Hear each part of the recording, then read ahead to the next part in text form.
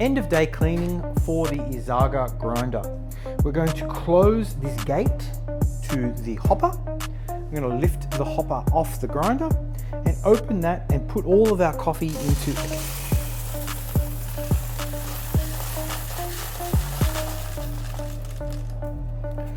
As normal, we're going to turn the steam wand on and use the steam to clean our hopper. Using a tea towel just to dry that off.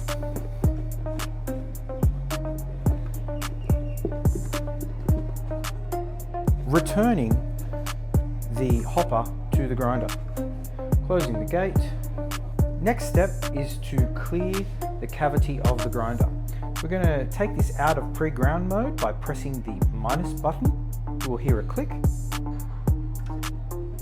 At this point, we're going to grind through that remaining amount of coffee in the collar.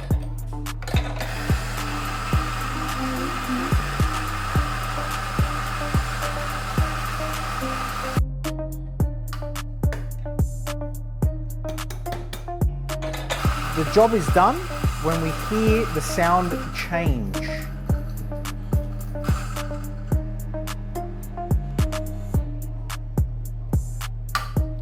So that's roughly most of the coffee out of the coffee grinder. At this point, we're going to remove the guard from the chute area and we're going to pass this cleaning brush down through that section. Just downways, all the way until the brush pops out the bottom.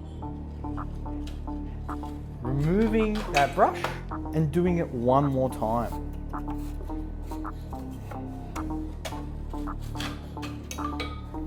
Putting the guard back in place, brushing down the forks, washing off our catchment tray, and the grinder is clean.